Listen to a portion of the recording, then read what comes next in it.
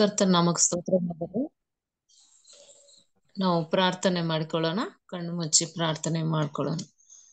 ಸ್ತೋತ್ರ ಸ್ತೋತ್ರ ಸ್ತೋತ್ರ ಸ್ತೋತ್ರ. Hallelujah hallelujah hallelujah. ಸರ್ವಶಕ್ತನಾದಂಥ ತಂದೆ, ನಿನಗೆ ಸ್ತೋತ್ರ ಸ್ವಾಮಿ. ನಾವು ಲೋಕದ ಅನೇಕ ಕಾರ್ಯಗಳಲ್ಲಿ ಸಿಲುಕಿ ಸ್ವಾಮಿ, ಅನೇಕ ಬಾರಿ ನಿನ್ನನ್ನು ಮರೆತು ಹೋಗಿದರೂ ಕೂಡ ಸ್ವಾಮಿ, ನಮ್ಮನ್ನ ಎಷ್ಟೋ ನಿನ್ನ ಕೃಪೆಯಿಂದಾಗಿ ನಮ್ಮನ್ನ ಪ್ರೀತಿಸಿ ರಾಜ. ನಿನ್ನ ಪ್ರೀತಿ ಕಡಿಮೆ ಆಗಿಲ್ಲ ರಾಜ ಸ್ವಾಮಿ. ಅಪಾರವಾದ ಪ್ರೀತಿಗಾಗಿ ನಿನಗೆ ಸ್ತೋತ್ರ ಸ್ವಾಮಿ. ತಂದೆ, ನಮ್ಮನ್ನು ನಡೆಸುವವನಾಗಿದ್ದೀಯ ರಾಜ, ನಿನಗೆ ಸ್ತೋತ್ರ ಸ್ವಾಮಿ. ನಿನ್ನ ಕೋಪವು ಕ್ಷಣ ಮಾತ್ರವೇ ರಾಜ. ಪರಿಶುದ್ಧನೇ, ನಿನ್ನನ್ನೇ ಬೇಡುತ್ತೇವೆ ಸ್ವಾಮಿ. ಈ ಸಮಯದಲ್ಲಿ ನಿನ್ನನ್ನು ಸ್ತುತಿಸಿ ಆರಾಧಿಸಲು ಹೋಗುತ್ತಿರುವಾಗ ನಮ್ಮ ಮಧ್ಯದಲ್ಲಿ ಬಲವಾಗಿ ಚಲಿಸು ಸ್ವಾಮಿ. ಯಾವುದೇ ಅಡೆತಡೆಗಳು ಸ್ವಾಮಿ ತಾಂತ್ರಿಕವಾಗಿ ನಡೆದ ಹಾಗೆ ಸ್ವಾಮಿ ನೀನು ಬಲಪಡಿಸಿ ನಮ್ಮೆಲ್ಲರನ್ನ ಸ್ವಾಮಿ ನೀನು ರಕ್ಷಿಸಬೇಕೆಂದು ನಿನ್ನನ್ನೇ ಸ್ತುತಿಸಿ ಒಂದೇ ಆರಾಧಿಸುವಂತೆ ನೀನು ನಮ್ಮನ್ನು ಬಲಪಡಿಸಬೇಕೆಂದು ಯೇಸುವಿನ ನಾಮದಲ್ಲಿ ಬೇಡಿ ಹೊಂದಿದ್ದೇವೆ ರಾಜ. ಆಮೇನ್. ನಾವೊಂದು ಹಾಡನ್ನು ಹೇಳಿ ದೇವರನ್ನ ಸ್ತುತಿಸೋಣ.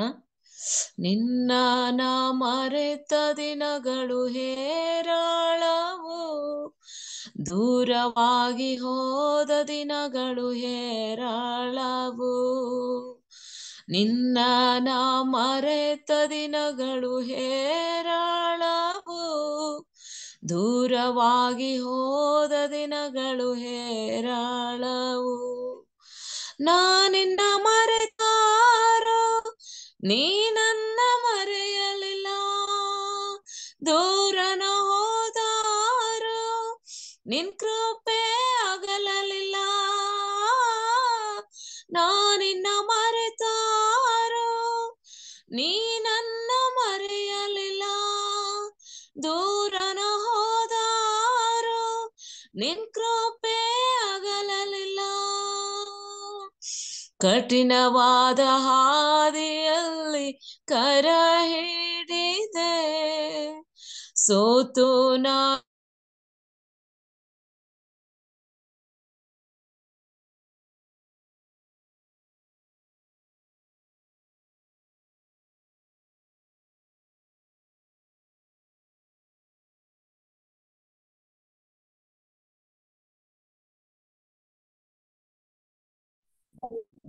ನೀನ ಮರೆಯಲಿಲ್ಲ, ದ್ರೋಹಿಯಾಗಿದ್ದಾರೋ ನಿನ್ ಪ್ರೀತಿ ಮಗಲಲಿಲ್ಲ.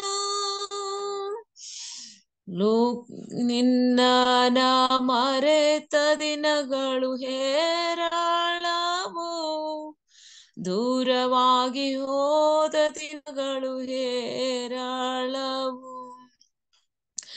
ഇരുളಾದ ಸಮಯದಲ್ಲಿ ಬೆಳಕಾದೆ ನೀ, ಮರಣದ ಕಣಿವೆಯಲ್ಲಿ ಜೀವವಾದೆ ನೀ. ಮುಗಿದ ನನ್ ಬಾಳನು ಪುನರಾರಂಭಿಸಿ, ಸೋಲಿನ ದಿನಗಳನ್ನು ಜಯವಾಗಿ ಮಾಡಿದಿ. ಮುಗಿದ ನನ್ ಬಾಳನು ಪುನರಾರಂಭಿಸಿ, ಸೋಲಿನ ದಿನಗಳನ್ನು ಜಯವಾಗಿ ಮಾಡಿದಿ. ನಿನ್ನ ನಾ ಮರೆತ ದಿನಗಳು ಹೇರಾಳವು, ದೂರವಾಗಿ ಹೋದ ದಿನಗಳು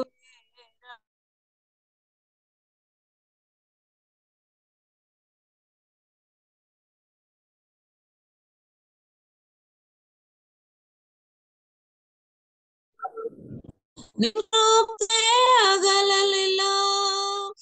ನಿನ್ನ ನಾ ಮರೆತ ದಿನಗಳು ಹೇರಾಳವು, ದೂರವಾಗಿ ಹೋದ ದಿನಗಳು ಹೇರಾಳವು.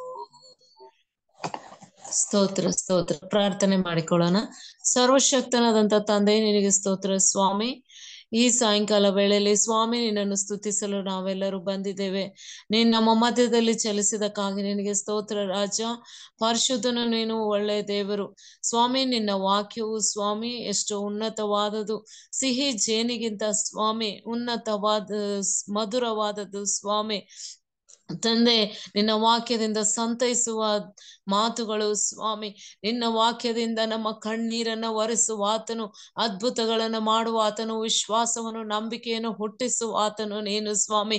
ಈ ರೀತಿಯಾಗಿ ನಿನ್ನ ವಾಕ್ಯದಿಂದ ಸೇವಕರಿಂದ ಸ್ವಾಮಿ ಬರುವ ಪ್ರತಿಯೊಂದು ಮಾತುಗಳು ನಮ್ಮನ್ನು ಬಲಪಡಿಸುವಂತವ ಆಗಿರಲಿ ಸ್ವಾಮಿ.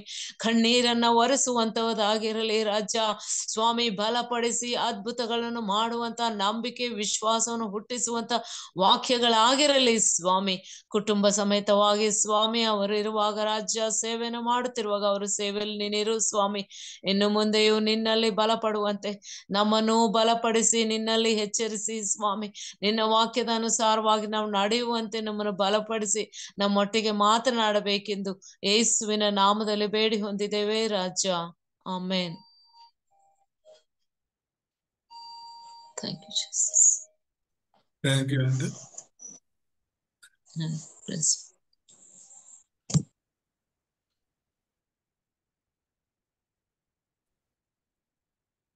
ದೇವರ ನಾಮಕ್ಕೆ ಸ್ತೋತ್ರವಾಗಲಿ.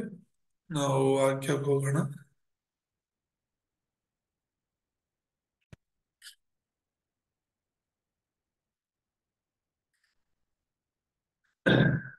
ಇವತ್ತಿನ ಅಂಶ ಬಂದು 5 ಬೆರಳಿನ ರಕ್ಷಣೆಯ ಮಾರ್ಗ ಎಂಬುದಾಗಿ. ಹೇಗೆ ನಾವು ಈ ಒಂದು ಕ್ರಿಸ್ಮಸ್ ಸಮಯದಲ್ಲಿ ಮಾತ್ರ ಅಲ್ಲ, ಎಲ್ಲಾ ಸಮಯದಲ್ಲೂ ಕೂಡ ನಾವು ಹೇಗೆ ಸುವಾರ್ತೆ ಸಾರಬೇಕು, ಏನು ನಮ್ಮ ಸುವಾರ್ತೆ ಆಗಿರ್ಬೇಕು ಅಂತ ಹೇಳಿ ನಾವು ಇವತ್ತಿನ ಸಂದೇಶದ ಮೂಲಕ ತಿಳ್ಕೊಳ್ಳೋಣ. 5 ಬೆರಳಿನ ರಕ್ಷಣೆಯ ಮಾರ್ಗ ಅಂತ ಅನೇಕ ದಿನಗಳು ನಾವು ಟೀಚ್ ಮಾಡಿದೀವಿ. ಹಾಗೆ ಇವತ್ತಿನ ವಿಷಯವನ್ನ ನಾವು ನೋಡುವಾಗ ಇದು ತುಂಬಾ ಮುಖ್ಯವಾದದ್ದು. ಯೋಹಾನ್ ಸುವಾರ್ತೆ 3ನೇ ಅಧ್ಯಾಯ 16ನೇ ವಚನ. ನಾವು ಚಿಕ್ಕವರಿದ್ದಲ್ಲೂ ಕೂಡ ಅದನ್ನ ಕೇಳಿರ್ತೀವಿ, ಕಂಠಪಾಠ ಮಾಡಿರ್ತೀವಿ. ದೇವರು ಲೋಕದ ಮೇಲೆ ಎಷ್ಟೋ ಪ್ರೀತಿಯನ್ನಿಟ್ಟು ತನ್ನ ಒಬ್ಬನೇ ಮಗನನ್ನು ಕೊಟ್ಟನು. ಆತನನ್ನು ನಂಬುವ ಒಬ್ಬನಾದರೂ ನಾಶವಾಗದೆ ಎಲ್ಲರೂ ನಿತ್ಯ ಜೀವವನ್ನು ಪಡೆಯಬೇಕೆಂದು ಆತನನ್ನು ಕೊಟ್ಟನು ಎಂಬುದಾಗಿ. ಈ ಒಂದು ಯೋಹಾನ್ ಸುವಾರ್ತೆ 3:16 ಅನ್ನುವಂಥದ್ದು ಇಡೀ ಸತ್ಯವೇದದ ಒಂದು ಮುಖ್ಯ ವಚನವಾಗಿದೆ. ಇದು ಅಡಿಪಾಯವಾಗಿದೆ ಎಂಬುದಾಗಿ ನಾವು ನೋಡ್ತೇವೆ. ದೇವರ ನಾಮಕ್ಕೆ ಸ್ತೋತ್ರವಾಗಲಿ. ಹಾಗೆ ನಾವು ನೋಡುವಾಗ ಇದೊಂದು 5 ಬೆರಳಿನ ಒಂದು ಸುವಾರ್ತೆ. ಕನ್ನಡದಲ್ಲಿ ನಾವು ಇದನ್ನ ಮಾಡಿದ್ದೀವಿ. ಇಲ್ಲಿ ನಾವು ನೋಡುವಾಗ ಈ 5 ಬೆರಳಿನ ರಕ್ಷಣೆಯ ಮಾರ್ಗ, ಇವತ್ತೇನು ನಮ್ಮ ಬೆರಳುಗಳು ಇದೆ ಅದನ್ನ ಬೇರೆದಕ್ಕೆಲ್ಲ ನಾವು ಉಪಯೋಗಿಸ್ತಾ ಇದ್ದೀವಿ. ಬೇರೆ ಬೇರೆ ಇದನ್ನ ಈಗ ಈ 5 ಬೆರಳಿಗೂ ಒಂದೊಂದು ಹೆಸರಿದೆ. ಇದು ಹೆಬ್ಬೆಟ್ಟು ಅಂತ ಹೇಳಿ, ಇದು ಸೂಚಕ ಬೆರಳು, ಇದು ಮಧ್ಯದ ಬೆರಳು, ಇದು ಉಂಗುರದ ಬೆರಳು, ಇದು ಕಿರುಬೆರಳು ಅಂತ ಹೇಳಿ. ಆದ್ರೆ ಇದಕ್ಕೆ ನಾವೀಗ ಸುವಾರ್ತೆಯಲ್ಲಿ, ಈ ಯೋಹಾನ್ ಸುವಾರ್ತೆಯಲ್ಲಿ 3:16 ಪ್ರಕಾರ ಒಂದೊಂದು ಬೆರಳಿಗೆ ಒಂದೊಂದು ಹೆಸರನ್ನ ಕೊಡೋಣ. ಎಲ್ಲರೂ ಕೂಡ ನೆನಪಿಟ್ಕೊಳ್ಳೋಣ, ತುಂಬಾ ಸುಲಭ. ಈ ಒಂದು ಇವತ್ತು ನಾನೇನು ಎಕ್ಸ್ಪ್ಲೇನ್ ಮಾಡ್ತೀನಿ ಅದನ್ನೆಲ್ಲ ನೀವು ಚೆನ್ನಾಗಿ ಕೇಳಿ ಅರ್ಥ ಮಾಡ್ಕೊಳ್ಳಿ. ಇವತ್ತು ಮತ್ತೆ ನೆಕ್ಸ್ಟ್ ಕ್ಲಾಸ್ ಕೂಡ ನಾನು ಇದನ್ನೇ ಹೇಳ್ತೀನಿ. ಅದಾದ್ಮೇಲೆ ನಿಮ್ಗೂ ಕೂಡ ಅವಕಾಶ ಕೊಡ್ತೀನಿ. ಈ ಒಂದು 5 ಬೆರಳಿನ ರಕ್ಷಣೆ ಮಾರ್ಗವನ್ನ ನೀವು ಕೂಡ ಒಬ್ಬೊಬ್ರು ಒಂದೊಂದು ದಿನ ಎಕ್ಸ್ಪ್ಲೇನ್ ಮಾಡ್ಬೇಕಾಗಿ ನಿಮ್ಮಲ್ಲಿ ಕೇಳ್ಕೊಳ್ತೀನಿ. ಹಾಗಾಗಿ ಇದನ್ನ ಚೆನ್ನಾಗಿ ಬರ್ಕೊಂಡು ಏನ್ ಹೇಳ್ತಿದ್ದೀನಿ ಅಂತ ದಯಮಾಡಿ ಅರ್ಥ ಮಾಡ್ಕೊಳ್ಳೋದಕ್ಕೆ ಪ್ರಯತ್ನ ಮಾಡಿ. ಯೋಹಾನ್ ಸುವಾರ್ತೆ 3:16 ಇಲ್ಲಿ ಮಧ್ಯದಲ್ಲಿ ನಾವು ನೋಡಿದ್ರೆ ಈ ವಚನ ಬರೆಯಲ್ಪಟ್ಟಿದೆ. ದೇವರು ಲೋಕದ ಮೇಲೆ ಎಷ್ಟೋ ಪ್ರೀತಿಯನ್ನಿಟ್ಟು ತನ್ನ ಒಬ್ಬನೇ ಮಗನನ್ನು ಕೊಟ್ಟನು. ಆತನನ್ನು ನಂಬುವ ಒಬ್ಬನಾದರೂ ನಾಶವಾಗದೆ ಎಲ್ಲರೂ ನಿತ್ಯ ಜೀವವನ್ನು ಪಡೆಯಬೇಕೆಂದು ಆತನನ್ನು ಕೊಟ್ಟನು ಎಂಬುದಾಗಿ ಒಂದು ಮೇಲೆ ಜೋಮು.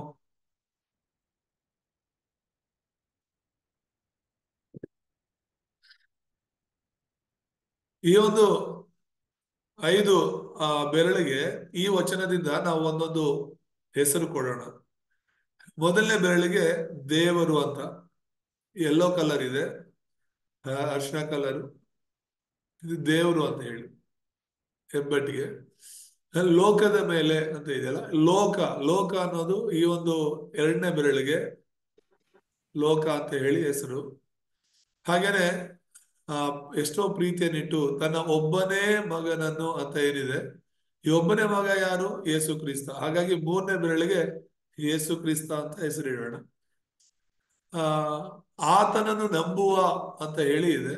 ಸೊ ನಂಬಿಕೆ, ಆ ನಂಬಿಕೆ, ಈ ನಾಲ್ಕನೇ ಬೆರಳಿಗೆ ನಂಬಿಕೆ ಅಂತ ಹೆಸರು ಕೊಡೋಣ. ನಂಬುವ ಒಬ್ಬನಾದರೂ ನಾಶವಾಗದೆ ಎಲ್ಲರೂ ನಿತ್ಯ ಜೀವವನ್ನು ಪಡೆಯಬೇಕೆಂದು ಆತನು ಕೂಡ. ನಿತ್ಯ ಜೀವ ಇದು ಐದನೇ ಬೆರಳು. ಸೊ ಈ 5 ಬೆರಳು ಒಂದೊಂದು ಹೆಸರು ಕೂಡ ನಾವು ನೆನಪಿಟ್ಕೊಳ್ಳೋಣ. ಮೊದಲನೇ ಬೆರಳಿನ ಹೆಸರು ದೇವರು, ಎರಡನೇ ಬೆರಳಿನ ಹೆಸರು ಲೋಕ, ಮೂರನೇ ಬೆರಳಿಗೆ ಯೇಸು ಕ್ರಿಸ್ತ, ನಾಲ್ಕನೇ ಬೆರಳಿಗೆ ನಂಬಿಕೆ, ಐದನೇ ಬೆರಳಿಗೆ ನಿತ್ಯ ಜೀವ ಅಂತ ಹೇಳಿ. ದೇವರ ನಾಮಕ್ಕೆ ಸ್ತೋತ್ರವಾಗಲಿ. ಅಂದ್ರೆ ಒಂದ್ ವೇಳೆ ನಿನ್ನ ಹತ್ರ ಬೈಬಲ್ ಇಲ್ಲದೆ ಇದ್ರು, ನೀನ್ ಎಲ್ಲಾದ್ರೂ ಹೋದಾಗ ನೀನ್ ಯಾರಿಗಾದ್ರೂ ಸುವಾರ್ತೆ ಹೇಳ್ಬೇಕು ಅಂದಾಗ ಇದು ತುಂಬಾ ಯೂಸ್ ಆಗುತ್ತೆ. ಇದನ್ನ ನೀನ್ ಅರ್ಥ ಮಾಡ್ಕೊಂಡಿದ್ಯಾ ಅಂತ ಹೇಳಿದ್ರೆ ಅವ್ರಿಗೆ ಈ ಬೆರಳುಗಳನ್ನ ತೋರಿಸ್ಕೊಂಡು, ಅಥವಾ ಈ ಬೆರಳನ್ನ ನೀನು ನೋಡುವಾಗೆಲ್ಲ ಸುವಾರ್ತೆ ನಿನ್ಗೆ ನೆನಪಾಗುತ್ತೆ ಅಂತ ನಾನು ನಂಬ್ತೀನಿ.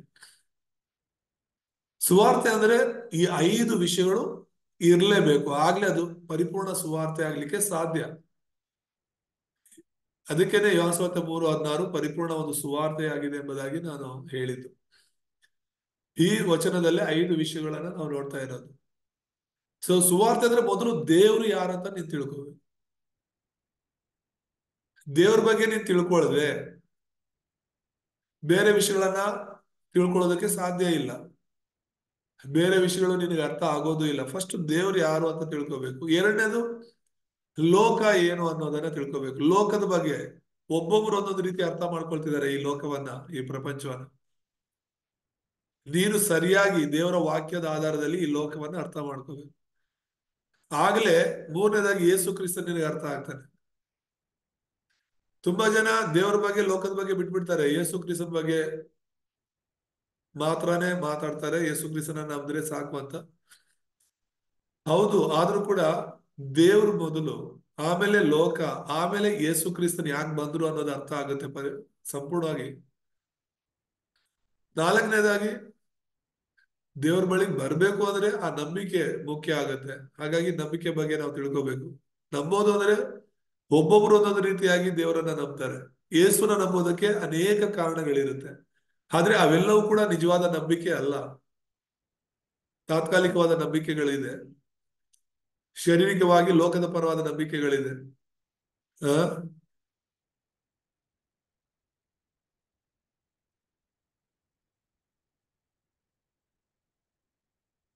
ಐದನೇದಾಗಿ ನಿತ್ಯ ಜೀವ ಎಂಬುದಾಗಿ ನೋಡಿ. ಈ ನಿತ್ಯ ಜೀವ ಅಂತ ಹೇಳಿದ್ರೆ ನಾವು ನೋಡುವಂಥದ್ದು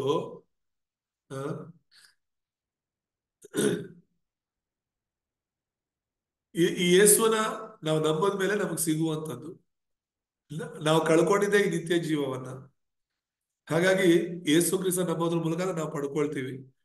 ಈ 5 ವಿಷಯಗಳನ್ನ ನಾವು ತಿಳ್ಕೋಬೇಕು. ಇವತ್ತು ನಾವು ಯೇಸುನ ನಂಬೋ ಕಾರಣನೇ ನಿತ್ಯ ಜೀವ ಹೊಂದ್ಕೊಳ್ಳೋದಕ್ಕೆ. ಅದು ನಾವು ತಿಳ್ಕೋಬೇಕು. ಹಾಗಾಗಿ ದೇವರ ಲೋಕದ ಮೇಲೆ ಎಷ್ಟೋ ಪ್ರೀತಿಯನ್ನಿಟ್ಟು ತನ್ನ ಒಬ್ಬನೇ ಮಗನನ್ನು ಕೊಟ್ಟನು. ಯಾಕೆ ಕೊಟ್ಟ ಅಂದ್ರೆ ಆತನ ನಂಬುವ ಒಬ್ಬನಾದ್ರೂ ನಾಶವಾಗಬಾರ್ದು, ನಂಬುವ ಪ್ರತಿಯೊಬ್ಬನು ಕೂಡ ನಿತ್ಯ ಜೀವನ ಹೊಂದ್ಕೋಬೇಕು ಅಂತಾನೆ ದೇವರು ತನ್ನ ಮಗನನ್ನ ಕೊಟ್ಟಿದ್ದು. ದೇವ್ರ ನಾಮಕ್ಕೆ ಸ್ತೋತ್ರವಾಗಲಿ. ಸೊ ಮೊದಲನೇದಾಗಿ ನಾವು ನೋಡುವಾಗ ದೇವರು ಎಂಬುದಾಗಿ ನೋಡ್ತೀವಿ. ದೇವ್ರ ಬಗ್ಗೆ ನಾವು ತಿಳ್ಕೋಬೇಕು ಅಂತ ಹೇಳಿದ್ರೆ ಈ ದೇವ್ರ ಬಗ್ಗೆ ಆದಿಕಾಂಡ 1ನೇ ಅಧ್ಯಾಯ 1ನೇ ವಚನ ತುಂಬಾ ಸ್ಪಷ್ಟವಾಗಿ ಹೇಳುತ್ತೆ. ದೇವರು ಯಾರು? ದೇವ್ರು ಯಾರು ಅಂತ ಹೇಳಿದ್ರೆ ಆತನು ಸೃಷ್ಟಿಕರ್ತ ಎಂಬುದಾಗಿ ನಾವು ನೋಡ್ತೀವಿ. ಈ ದೇವ್ರ ಬಗ್ಗೆ ತಿಳ್ಕೊಳ್ಳೋದು ಮುಖ್ಯ ಅಂತ ನಾನು ಹೇಳೋದಲ್ಲ. ದೇವ್ರ ಬಗ್ಗೆ ಸರಿಯಾಗಿ ತಿಳ್ಕೋಬೇಕು. ಪ್ರತಿಯೊಬ್ಬರು ಅನ್ಯ ಜನರು ಕೂಡ ದೇವರುಗಳನ್ನ ಪೂಜೆ ಮಾಡ್ತಾ ಇದ್ದಾರೆ. ಬೌದ್ಧರು ಬುದ್ಧವನ್ನ ದೇವರಂತ ಪೂಜೆ ಮಾಡ್ತಾ ಇದ್ದಾರೆ. ಕ್ರೈಸ್ತರು ಅನೇಕರು ಯೇಸುವನ ದೇವರು ಅಂತಿದ್ದಾರೆ, ಕೆಲವರು ಯೆಹೋವ ಮಾತ್ರ ದೇವರು ಅಂತಿದ್ದಾರೆ, ಕೆಲವರು ಪರಿಶುದ್ಧಾತ್ಮ ಮಾತ್ರ ದೇವರು ಅಂತಿದ್ದಾರೆ, ಕೆಲವರು ಮರಿಯಾ ದೇವರು ಅಂತಿದ್ದಾರೆ, ಇನ್ನು ಕೆಲವರು ಅವ್ರಿಗೆ ಫಾದರ್ಗಳು ದೇವರೇ, ಪೋಪುರ್ ದೇವರೇ ಆಗಿದ್ದಾರೆ. ಸಾರಿ, ಹಿಂದೂಗಳಿಗಂತೂ ಏನು 330 ಕೋಟಿ ದೇವರುಗಳಿದ್ದಾರೆ. ಯಾಕಂದ್ರೆ ಅವ್ರಿಗೆ ಸರಿಯಾಗಿ ದೇವ್ರ ಬಗ್ಗೆ ತಿಳುವಳಿಕೆ ಇಲ್ಲದೆ ಇರೋದ್ರಿಂದ ಎಲ್ಲವೂ ದೇವರೇ ಅಂತ ನಂಬ್ತಾ ಇದ್ದಾರೆ. ಮುಸ್ಲಿಮ್ಸು ಅಲ್ಲಾ ದೇವರು ಅಂತ ನಂಬ್ತಾ ಇದ್ದಾರೆ. ಹಾಗೇನೆ ಸಿಖ್ಖರು, ಜೈನರು ಒಬ್ಬೊಬ್ರು ಒಂದೊಂದನ್ನ ಹಿಂಬಾಲಿಸ್ತಾ ಇದ್ದಾರೆ. ನೀನು ಅವರಲ್ಲಿ ಒಬ್ಬರ ಆಗ್ಬಾರ್ದು. ನೀನು ನಾನು ಕೂಡ ಆ ಧಾರ್ಮಿಕವಾದ ಜೀವಿತವನ್ನ ಏನ್ ಜೀವಿಸ್ತಾ ಇದ್ದಾರೆ, ಅವ್ರಿಗೆ ಇಷ್ಟ ಬಂದದನ್ನ ದೇವ್ರು ಮಾಡ್ಕೊಂಡು ಏನು ಜೀವನ ಮಾಡ್ತಾ ಇದ್ದಾರೆ, ಆ ರೀತಿಯ ಜೀವಿತವನ್ನ ನಾವು ಜೀವಿಸಬಾರ್ದು. ನೀನು ನಾನು ಮೊದಲು ತಿಳ್ಕೊಬೇಕಾಗಿರೋದು ದೇವರು ಯಾರು ಅನ್ನೋದನ್ನ. ನಾನು ಹೇಳ್ದಲ್ಲ, ನಮ್ಮ ಮಕ್ಕಳ ಪುಸ್ತಕಗಳನ್ನ ನೋಡಿ, ಆ ಪುಸ್ತಕಗಳು ಸ್ಕೂಲಲ್ಲಿ ಓದುವಂತ, ಕಾಲೇಜಲ್ಲಿ ಓದುವಂತ ಎಲ್ಲಾ ಪುಸ್ತಕಗಳು ಕೂಡ, ಎಲ್ಲಾ ಪಾಠಗಳು ಕೂಡ ಈ ಭೂಲೋಕಕ್ಕೆ ಸಂಬಂಧಪಟ್ಟದ್ದಾಗಿರುತ್ತೆ. ಪರಲೋಕಕ್ಕೋ ದೇವ್ರಿಗೆ ಸಂಬಂಧಪಟ್ಟದ್ದು ಏನು ಇರಲ್ಲ ಅದರಲ್ಲಿ. ಎಲ್ಲ ಭೂಲೋಕಕ್ಕೆ ಸಂಬಂಧಪಟ್ಟದ್ದು, ಎಲ್ಲ ವ್ಯಕ್ತಿಗಳಿಗೆ ಸಂಬಂಧಪಟ್ಟದ್ದು, ವಸ್ತುಗಳಿಗೆ ಸಂಬಂಧಪಟ್ಟದ್ದೇ ಇರುತ್ತೆ ವಿನಃ ದೇವ್ರ ಬಗ್ಗೆ ಆತ್ಮಿಕವಾದದ್ದೇನು ಇರಲ್ಲವಲ್ಲ ಅದರಲ್ಲಿ. ಲಕ್ಷಾಂತರ ರೂಪಾಯಿ ಖರ್ಚು ಮಾಡಿ ನಾವು ಓದ್ತೀವಿ, ಅದೆಲ್ಲ ಲೋಕಕ್ಕೆ ಸಂಬಂಧಪಟ್ಟದ್ದು, ಅದು ಅವಶ್ಯಕತೆ. ಆದ್ರೆ ಅದರಿಂದ ನಮ್ಗೆ ರಕ್ಷಣೆ ಸಿಗಲ್ಲ, ಅದರಿಂದ ನಮ್ಗೆ ನಿತ್ಯ ಜೀವ ಸಿಗಲ್ಲ. ಏನು ಸ್ಕೂಲಲ್ಲಿ, ಕಾಲೇಜಲ್ಲಿ ನಾವ್ ಎಷ್ಟೇ ದುಡ್ಡು ಖರ್ಚು ಮಾಡಿ ಎಷ್ಟು ಒಳ್ಳೊಳ್ಳೆ ಸ್ಕೂಲಲ್ಲಿ, ಕಾಲೇಜಲ್ಲಿ ಓದಿದ್ರು ಕೂಡ ನಮ್ಮ ಪಾಪ ಪರಿಹಾರ ಆಗಲ್ಲ, ಸೈತಾನ್ನಿಂದ ನಮ್ಗೆ ಬಿಡುಗಡೆ ಸಿಗಲ್ಲ, ನಿತ್ಯ ಜೀವ ಸಿಗಲ್ಲ. ಇದು ನಮಗ್ ಗೊತ್ತು. ಒಬ್ಬ ದೇವರಿಂದ ಮಾತ್ರನೇ ಇದು ಸಾಧ್ಯ. ಅಷ್ಟೆಲ್ಲ ದುಡ್ಡು ಕೊಟ್ಟು ನಾನು ಹೇಳ್ತಿರ್ತೀನಲ್ಲ, ಡಾರ್ವಿನ್ ಥಿಯರಿನ ನಂಬ್ತಾರೆ. ಮಂಗದಿಂದ ಮಾನವ ಬಂದ ಅನ್ನೋದನ್ನ ಏನ್ ಪಾಠಗಳಾಗಿ ಓದ್ತಿರ್ತಾರೆ ಮಕ್ಕಳು, ಅದನ್ನ ಬರೀತಿರ್ತಾರೆ. ಆ ಚಿಕ್ಕ ವಯಸ್ಸಿನಿಂದಲೇ ಆ ತಪ್ಪಾದ ವಿಷಯಗಳು ಮುದ್ರೆ ಆಗ್ತಾ ಹೋಗುತ್ತೆ ಮಕ್ಕಳಲ್ಲಿ. ತಂದೆ ತಾಯಿಯಾಗಿ, ಸೇವಕರಾಗಿ ನಾವು ಮಕ್ಕಳಿಗೆ ಸಭೆಯಲ್ಲಿ ಸರಿಯಾಗಿ ಬೋಧನೆ ಮಾಡಿಲ್ಲ ಅಂದ್ರೆ ಅವ್ರಿಗೆ ಹೇಗ್ ಗೊತ್ತಾಗುತ್ತೆ ದೇವ್ರು ಯಾರು ಅಂತ. ದೇವ್ರು ಯಾರು? ಆದಿಯಲ್ಲಿ ದೇವರು ಆಕಾಶವನ್ನು ಭೂಮಿಯನ್ನು ಉಂಟು ಮಾಡಿದ ಅಂತ. ವಿಜ್ಞಾನಿಗಳು ಇವತ್ತಿಗೂ ಕೂಡ ಸೃಷ್ಟಿ ಹೇಗ್ ಬಂತು ಅಂತ ಗೊತ್ತಿಲ್ಲ. ಅವ್ರನ್ನ ನಾವು ವಿಜ್ಞಾನಿಗಳು ಅಂತೀವಿ, ಅವ್ರು ಜ್ಞಾನಿಗಳು ಅಂತ ನಾವು ಕರಿತೀವಿ. ಬೈಬಲ್ ಅಲ್ಲಿ ಮೊದಲನೇ ಪುಸ್ತಕದಲ್ಲಿ, ಮೊದಲನೇ ಅಧ್ಯಾಯದಲ್ಲೇ, ಮೊದಲನೇ ವಚನದಲ್ಲೇ ಹೇಳುತ್ತೆ ದೇವರು, ಬೇರೆ ಯಾರು ಅಲ್ಲ, ಅದಾಗದು ಬಂದಿದ್ದಲ್ಲ ಸೃಷ್ಟಿ, ದೇವರು ಆಕಾಶವನ್ನ ಭೂಮಿಯನ್ನ ಸೃಷ್ಟಿ ಮಾಡಿದ್ರು ಅಂತ ಹೇಳುತ್ತೆ.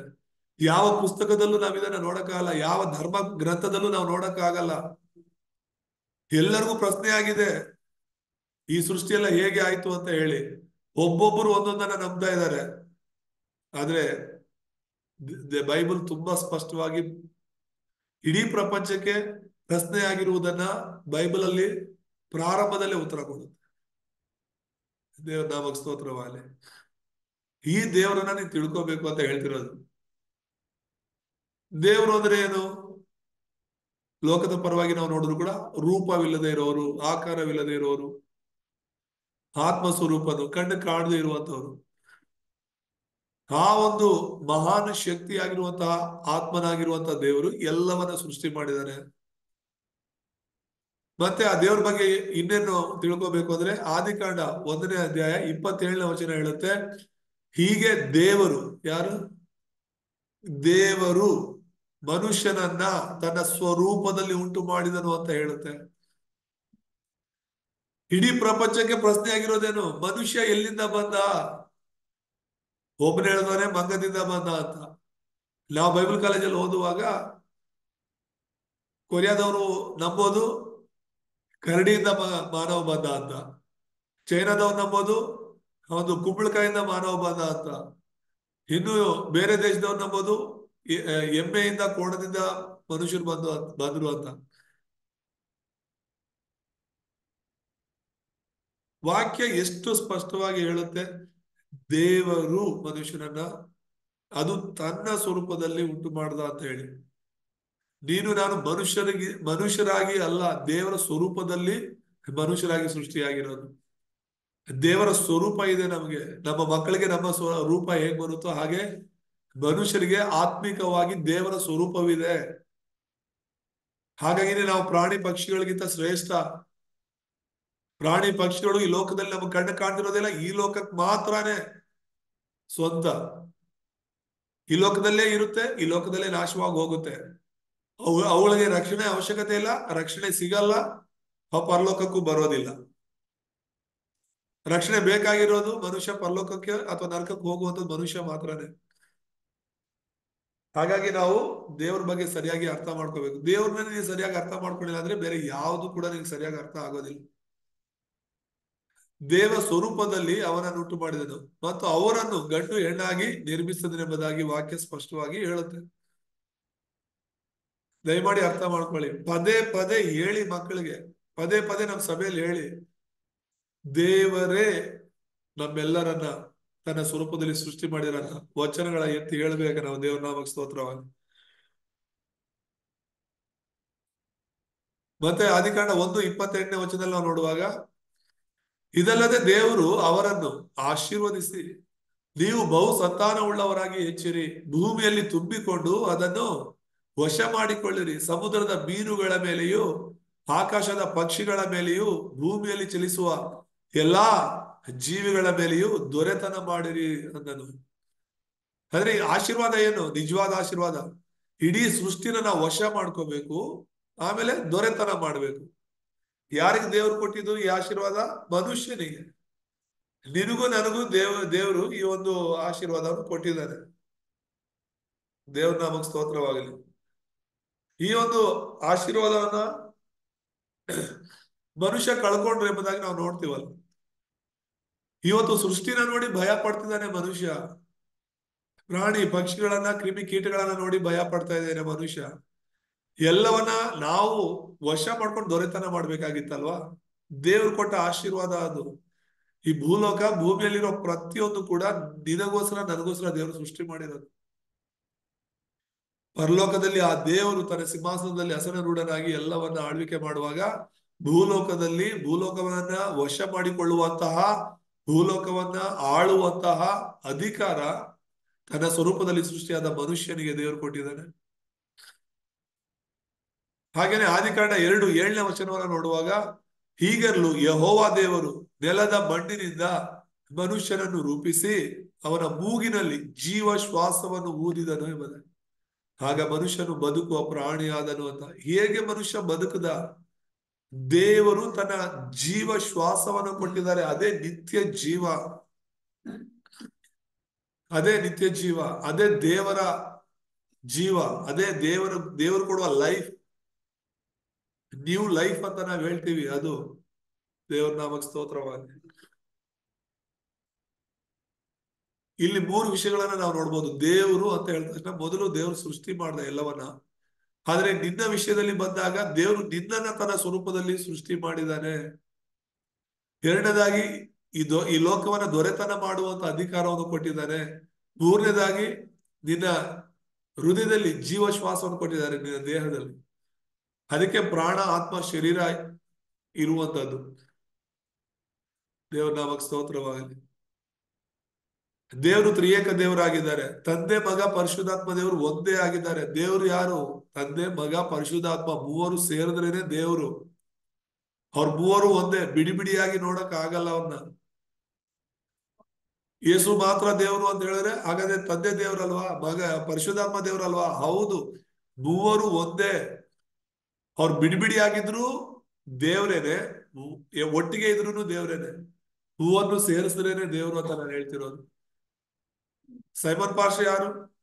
ದೇಹ ಮಾತ್ರ ಸೈಮನ್ ಪಾಸ್ಟರ್ ಅಲ್ಲ, ನನ್ನಲ್ಲಿರುವ ಪ್ರಾಣನು ಸೈಮನ್ ಪಾಸ್ಟರ್, ನನ್ನ ಆತ್ಮ ಕೂಡ ಸೈಮನ್ ಪಾಸ್ಟರ್. ಸೊ ನನ್ನ ದೇಹ, ಪ್ರಾಣ, ಆತ್ಮ ಬಿಡಿಬಿಡಿಯಾಗಿದ್ರು ಸೈಮನೆ, ಮೂವರು ಒಟ್ಟಿಗಿದ್ರು ಸೈಮನೆ. ನಾನು ಬದುಕಿದ್ರು ಈಗ ಸೈಮನ್ ಅಂತಾನೆ ಕರೀತಾರೆ. ಸತ್ತು ನನ್ನ ದೇಹ ಒಂದ್ ಕಡೆ ಬಿದ್ದಿದ್ರು ಸೈಮನ್ ಅಂತಾನೆ ದೇಹಕ್ಕೆ ಹೇಳ್ತಾರೆ. ಅದರಲ್ಲಿ ಪ್ರಾಣ ಇರಲ್ಲ, ಆತ್ಮ ಇರಲ್ಲ, ಆದ್ರೂ ಆ ದೇಹಕ್ಕೆ ಸೈಮನ್ ಅಂತಾನೆ ಹೆಸರು. ಇನ್ನು ಕೆಲವರು ಆ ದೇಹ ಅಲ್ಲೇ ಇದ್ರು ಮಾತಾಡ್ಕೊಳ್ತಿದ್ದಾರೆ, ಸೈಮನ್ ನಮ್ಮನ್ನ ಬಿಟ್ಟು ಹೋಗ್ಬಿಟ್ಟ ಅಂತ. ದೇಹ ಅಲ್ಲೇ ಇದ್ರು ಬಿಟ್ಟೋದಾದ್ರೆ ಯಾವ್ದನ್ನ ಸೂಚಿಸುತ್ತದು? ಪ್ರಾಣವನ್ನ ಸೂಚಿಸುತ್ತೆ, ಆತ್ಮವನ್ನ ಸೂಚಿಸುತ್ತೆ. ದೇವ್ರ ನಾಮಕ್ಕೆ ಸ್ತೋತ್ರವಾಗಲಿ. ತ್ರಿಯೇಕ ದೇವರನ್ನ ವಿವರವಾಗಿ ಹೇಳೋದಕ್ಕೆ ಸೇವಕರು ಬೇರೆಯವರು ಯಾವ್ಯಾವ್ದೋ ಉದಾಹರಣೆಗಳನ್ನ ಕೊಡ್ತಿರ್ತಾರೆ. ಒಳ್ಳೇದೇ, ಆದ್ರೆ ಎಲ್ಲದಕ್ಕಿಂತ ಶ್ರೇಷ್ಠ ಉದಾಹರಣೆ ನಾನು ಹೇಳೋದು ಮನುಷ್ಯನೇ. ಯಾಕಂದ್ರೆ ದೇವರು ನನ್ನನ್ನು ತನ್ನ ಸ್ವರೂಪದಲ್ಲಿ ಸೃಷ್ಟಿ ಮಾಡಿದ್ದಾರೆ. ದೇವರ ಸ್ವರೂಪ ತ್ರಿಯೇಕ ದೇವರು ಹೇಗೋ ಹಾಗೆ 3 ವಿಷಯಗಳಿಂದ ನಮ್ಮನ್ನು ಕೂಡ ದೇವರು ಸೃಷ್ಟಿ ಮಾಡಿದ್ದಾರೆ. ಈ ದೇವರು ಈ ರೀತಿಯಾಗಿ ಎಲ್ಲವನ್ನ ಸೃಷ್ಟಿಸಿ ಕೊನೆಗೆ ಆದಿಕಾಂಡ 2:17 ಒಳ್ಳೆದರ ಕೆಟ್ಟದರ ಅರಿವನ್ನು ಹುಟ್ಟಿಸುವ ಮರದ ಹಣ್ಣನ್ನು ಮಾತ್ರ ತಿನ್ನಬಾರದು, ತಿಂದ ದಿನ ಸತ್ತೇ ಹೋಗುವಿ ಎಂಬುದಾಗಿ ದೇವರ ವಾಕ್ಯದಲ್ಲಿ ನಾವು ನೋಡ್ತೀವಿ. ಇದು ದೇವರು ಮಾಡ್ಕೊಂಡಂತ ಒಡಂಬಡಿಕೆ. ಇದು ತುಂಬಾ ಮುಖ್ಯ. ಇದು ನನಗೆ ಗೊತ್ತು, ದೇವ್ರು ಹೇಳಿದ್ರು, ಎಲ್ಲರಿಗೂ ಗೊತ್ತಿರುತ್ತೆ. ದೇವ್ರು ಹೇಳಿದ್ರು ಒಳ್ಳೆದರ ಕೆಟ್ಟದರ ಮರ ಅರಿವನ್ನು ಉಂಟು ಮಾಡುವ ಹಣ್ಣನ್ನ ತಿನ್ನಬಾರ್ದಂತ ದೇವ್ರು ಹೇಳಿದ್ರು, ತಿಂದ್ರು. ತುಂಬಾ ತುಂಬಾ ಹಗುರವಾಗಿ ತಗೋತಾರೆ ಆ ವಿಷಯವನ್ನ. ಆದ್ರೆ ಮನುಷ್ಯನ ಜೀವಿತದಲ್ಲಿ ಎಲ್ಲಾ ಸಮಸ್ಯೆಗಳು ಪ್ರಾರಂಭವಾಗಿದ್ದೇ ಈ ವಚನದಿಂದ. ಈ ಒಂದು ಒಡಂಬಡಿಕೆಯನ್ನ ಮುರಿದಿದ್ರಿಂದಲೇ ಸಮಸ್ಯೆಗಳು ಪ್ರಾರಂಭವಾಗಿದ್ದು. ದೇವ್ರು ತಿನ್ಬೇಡ ಅಂತ ಹೇಳಿದ್ಮೇಲೆ ತಿನ್ನಬಾರದು, ಮಾಡಬೇಡ ಅಂದ್ಮೇಲೆ ಮಾಡಬಾರದು, ಮಾಡು ಅಂದ್ರೆ ಮಾಡಬೇಕು. ದೇವ್ರು ಮಾಡು ಅನ್ನೋದನ್ನ ಮಾಡದೇ ಇರೋದು ತಪ್ಪು, ಮಾಡಬೇಡ ಅನ್ನೋದನ್ನ ಮಾಡೋದು ಕೂಡ ತಪ್ಪು. ಇಲ್ಲಿ ಹೇಳ್ತಿರೋದು ಯಾರು? ನನ್ನ ಸೃಷ್ಟಿಕರ್ತ. ನಮ್ಮ ಮಕ್ಕಳು ನಮ್ಮ ಮಾತು ಕೇಳಿಲ್ಲ ಅಂತ ಹೇಳಿದ್ರೆ, ಅವ್ರು ಮಾಡು ಅನ್ನೋದನ್ನ ಮಾಡ್ಲಿಲ್ಲ ಅಂದ್ರೆ ನಮಗ್ ಕೋಪ ಬರುತ್ತೆ, ಮಾಡ್ಬೇಡ ಅನ್ನೋದನ್ನ ಮಾಡಿದ್ರೆ ಕೋಪ ಬರುತ್ತೆ. ಹಾಗಾದ್ರೆ ತಂದೆಯಾದ ದೇವರು ನನ್ನನ್ನು ಸೃಷ್ಟಿಸಿರುವಂತ ದೇವ್ರ ಬಗ್ಗೆ ನಾವು ಸರಿಯಾಗಿ ತಿಳ್ಕೋಬೇಕು. ದೇವ್ರು ಅಂದ್ರೆ ಸರಿಯಾಗಿ ತಿಳ್ಕೊಳ್ಳೋದಂದ್ರೆ ಏನು? ಈ ವಿಷಯಗಳು ನಿಮ್ಗೆ ಗೊತ್ತಾದ್ರೆ ಸಾಕಿ. 5 ವಚನಗಳು. ನನ್ನನ್ನ ತನ್ನ ಸ್ವರೂಪದಲ್ಲಿ ಸೃಷ್ಟಿ ಮಾಡಿರುವವನೇ ದೇವರು. ಯಾವ ದೇವರಿದಾರ ಆ ತರ? ಬುದ್ಧ ನಮ್ಮನ್ನ ತನ್ನ ಸ್ವರೂಪದಲ್ಲಿ ಸೃಷ್ಟಿ ಮಾಡಿದಾರ ಅವನ್ನ ನಂಬೋದಕ್ಕೆ? ನಾಸ್ತಿಕರು ಕೂಡ, ನಾಸ್ತಿಕರಂದ್ರೆ ಏನು? ದೇವರೇ ಇಲ್ಲ ಅನ್ನೋರು ಕೂಡ ಚೆನ್ನಾಗೇ ಬದುಕ್ತಾ ಇದ್ದಾರೆ ಲೋಕದಲ್ಲಿ. ಆಸ್ತಿ, ಅಂತಸ್ತು, ಹಣ ಎಲ್ಲಾನು ಇದೆ. ಬುದ್ಧ ನಂಬುದ್ರೇನೆ ಅಂತ ಅಲ್ಲ, ಇನ್ನ ಬೇರೆ ದೇವ್ರ ನಂಬುದ್ರೇನೆ ಅಂತ ಅಲ್ಲ. ಯಾಕೆ ನಂಬಬೇಕು ನಾವು ದೇವರನ್ನ? ಆ ನಂಬಿಕೆನೆ ಬದಲಾವಣೆ ಆಗ್ಬಿಟ್ಟಿದೆ. ಇವತ್ತು ಜನ ದೇವ್ರನ್ನ ಯಾಕೆ ನಂಬ್ತಿದಾರೆ ಅಂದ್ರೆ ಅವ್ರ ಅವಶ್ಯಕತೆಗಳಿಗಾಗಿ. ನನಗದು ಬೇಕು, ಇದು ಬೇಕು, ಆ ಕಷ್ಟ, ಈ ಕಷ್ಟ, ಆ ಸಮಸ್ಯೆ, ಈ ಅದಕ್ಕೆ ನಾನು ದೇವ್ರ ನಂಬ್ತೀನಿ ಅಂತ. ದೇವ್ರ ನಂಬಿರೋರ್ ಕಷ್ಟಗಳಿಲ್ವಾ? ದೇವ್ರ ನಂಬಿರೋರ್ ಹಿಂಸೆಗಳಿಲ್ವಾ? ಇದೇ ತಾನೆ. ಹಾಗಾಗಿ ನಿನಗೆ ಕಷ್ಟಗಳಿದೆ ಅಂದ್ರೆ ನೀನು ದೇವ್ರ ನಂಬೋದು ಬೇಡವಲ್ಲ. ಯೇಸು ನಂಬಿದ್ರು ನಿನಗೆ ಕಷ್ಟಗಳಿದೆ ಅಂದ್ರೆ ಯಾಕೆ ನಂಬ್ತೀಯ? ಯೇಸು ನಂಬಿದ್ರು ನಿನಗೆ ಸಮಸ್ಯೆ ವಿರೋಧಗಳು ಬರ್ತಾ ಇದೆ ಅಂದ್ರೆ ಯಾಕೆ ನಂಬ್ತೀಯ?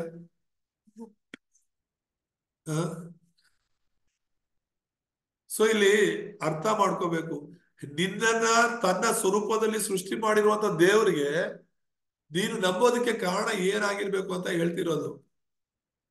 ದೇವ್ರ ನಾಮಕ್ಕೆ ಸ್ತೋತ್ರ.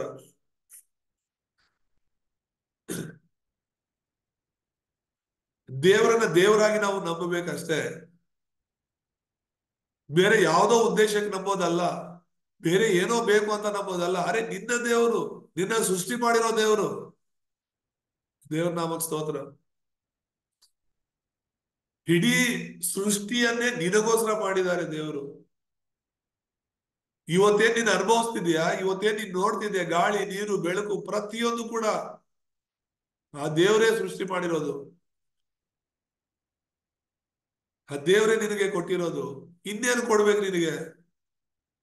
ನಿನಗೆ ಬೇಕಿರೋ ಗಾಳಿ, ನೀರು, ಬೆಳಕು, ಸೂರ್ಯ, ಚಂದ್ರ, ನಕ್ಷತ್ರ, ಆಕಾಶ, ಭೂಮಿಯಲ್ಲಿರೋ ಪ್ರತಿಯೊಂದು ಕೂಡ ಎಷ್ಟು ವಿಧವಾದ ಆಹಾರಗಳು, ಎಷ್ಟು ವಿಧವಾದ ಪ್ರಾಣಿಗಳು, ಪಕ್ಷಿಗಳು, ಹಣ್ಣು ಹಂಪಲ ತರಕಾರಿ, ಇನ್ನೇನು ಕೊಡ್ಬೇಕು ನಿನಗೆ? ಇಷ್ಟೆಲ್ಲ ದೇವ್ರು ಮಾಡಿರ್ಬೇಕಾದ್ರೆ,